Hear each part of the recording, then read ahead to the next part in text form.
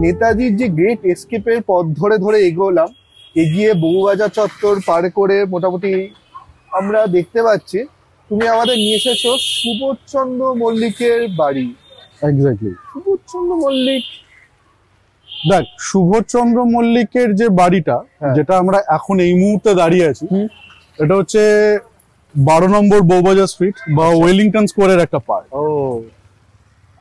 এটা ডাইরেক্টলি নেতাজির সঙ্গে রিলেটেড না হলেও আমাদের ফ্রিডম মুভমেন্টের সঙ্গে বা স্ট্রাগলের সঙ্গে একটা বড় রোল প্লে করছে বলতে পারিস। আচ্ছা, কিরকম ভাবে যদি জিজ্ঞেস করিস, রাজা সুবোধচন্দ্র মল্লিক ইংল্যান্ডে কেমব্রিজের স্টুডেন্ট ছিলেন। 1902 সালে উনি ফিরলেন আমাদের কলকাতাতে, তখনকার ক্যালকাটা, এখন অধুনা কলকাতা। তো ক্যালকাটাতে ফেরার পর উনি জয়েন করলেন আমাদের ফ্রিডম মুভমেন্টে। আচ্ছা, উনি আমাদের 1907 সালের একটা কংগ্রেস হয়েছিল, সেটাতে উনি পুরো স্পন্সরশিপটা উনি করেছিলেন। ঠিক আছে। আচ্ছা, এটার ওনার যে বাড়ি দেখছিস, এই বাড়ি পরে উনি মানে দান করে দিয়েছিলেন বন্দে মাতারাম ম্যাগাজিন, এখান থেকে বেরোতো। উনি ফ্রিডম মুভমেন্টের অনেক কিছু অ্যাকশন উনি স্পন্সর করেছেন, এখানে মিটিংস হতো। এবং সবচেয়ে বড় কথা, যদি আমরা এই ফলকটা দেখি তাহলে তো এটা খুব সুন্দর জিনিস জানতে পারি। সেটা হচ্ছে ঋষি অরবিন্দ ঘোষ যখন কলকাতায় ছিলেন 1907 সাল অবধি উনি এই বাড়িতে বসবাস করতেন। এবং এই ফ্যাক্টটা বোধহয় আপামর বাঙালির অনেকেই জানে না যে শ্রী অরবিন্দ ঘোষ এই বাড়িতে বসবাস করেছিলেন একটা সময়। আমি জানি না এটা এখন হেরিটেজ বিল্ডিং বলে এখন ডিক্লেয়ার্ড, বাট আমি জানি না এই কলকাতা কতদিন এই হেরিটেজ ধরে রাখতে পারবে, কারণ একটার পর একটা এই প্যান্ডেমোনিয়াম তৈরি হচ্ছে, ফ্ল্যাট বাড়ি হয়ে যাচ্ছে, আস্তে আস্তে এটাও হয়তো হারিয়ে যাবে। জানি না কতদিন হেরিটেজ ধরে রাখতে পারবো আমরা। তবে শ্রী অরবিন্দ ঘোষের মানে পদধূলি পড়েছে এই বাড়িতে, ফ্রিডম মুভমেন্টের একটা বড় অংশ দেখেছে এই বাড়ি। এটা হয়তো আমাদের কাছে একটা বড় পাওনা। আমাদের দুর্ভাগ্য আমরা ভেতরে আজকে কোনো রকম রোল নিতে পারছি না, ভেতরে কোনো অংশ আপনাদের দেখাতে পারছি না কাউকে, আমরা নিজেরাও দেখতে পাইনি।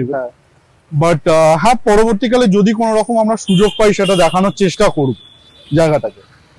আর এখন এটা আপাতত ক্যালকাটা ইউনিভার্সিটির আন্ডারে আছে, কলকাতা কর্পোরেশন এটাকে হেরিটেজ বলে ঘোষণাও করে দিয়েছে জায়গাটাকে। মেইনটেনেন্স তো দেখতেই পাচ্ছিস, খুব একটা মেইনটেনেন্স যে আছে সেরকম ভাবে কিছুই নেই। খুব একটা কেন দেখতেই পাচ্ছি নেই। হ্যাঁ, কিছুই নেই এখানে। আছে বলতে ভেতরে কেয়ারটেকার নামমাত্র আছে, দারোয়ান গেটকিপার যারা ভেতরে নামমাত্র। তো এইরকম ভাবে চলছে,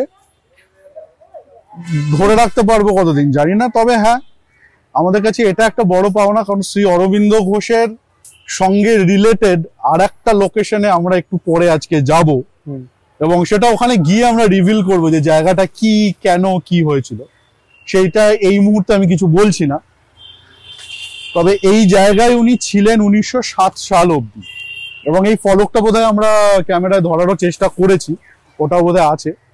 তো সেটা এলে তুই দেখতে পাবি, সবাই দেখতে পাবে যে জায়গাটা এখানে লেখাও আছে। তো এখন আপাতত এটা ক্যালকাটা ইউনিভার্সিটির আন্ডারে রয়েছে, আর প্রপার্টিটা আর পুরোপুরি ওই হেরিটেজ বলে কলকাতা কর্পোরেশন যেটুকু মেনটেন করার করছে, এইভাবে আপাতত রয়েছে জায়গাটা। সুবোধচন্দ্র মল্লিক আমাদের ফ্রিডম ফাইটিং এর সাথে কিভাবে যুক্ত? ফ্রিডম ফাইটিং এর সঙ্গে যুক্ত বলতে উনি আমাদের ফ্রিডম মুভমেন্টে অনেকটা স্পন্সর করেছেন। আচ্ছা, মানে তুই যদি বলতে পারিস অনেকগুলো মিটিং স্পন্সর করেছেন, নানান রকম ভাবে আর্মস অ্যামিউনিশনস এর স্পন্সরশিপ হয়েছে।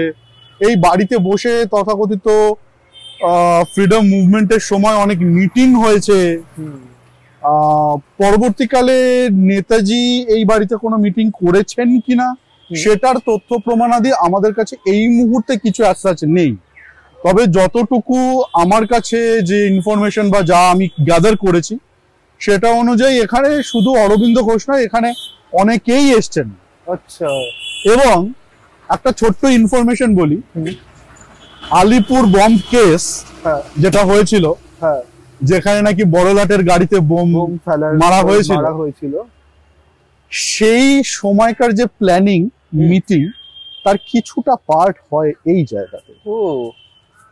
তাহলে এই বাড়িটা অনেক কিছু সাক্ষী ছিল। অনেক কিছুর সাক্ষী এই বাড়ি, অনেক কিছুর সাক্ষী। এর ইটের ইটের মানে প্রত্যেকটা গাঁথনিতে হয়তো এখনো অনেক কথা লুকিয়ে আছে, যেগুলো আমরা এখনো প্রপারলি জানি না। হয়তো অনেক অনেক তথ্য প্রমাণাদি যেগুলো আমাদের ডকুমেন্টেড নেই, সেগুলো হয়তো এখানে রয়ে গেছে। তাহলে এটা অনেক মিস্টিরিয়াস একটা বাড়ি বলতে পারিস, বলতে পারিস। একটা মিস্টিরিয়াস ঠিক নয়, হ্যাঁ একটা হিস্টোরিক্যাল প্লেস অবশ্যই। আর এর পাঁজরে, ইটের পাঁজরে কি কি কথা লুকিয়ে আছে সেটা বোধহয় আমাদের কাছে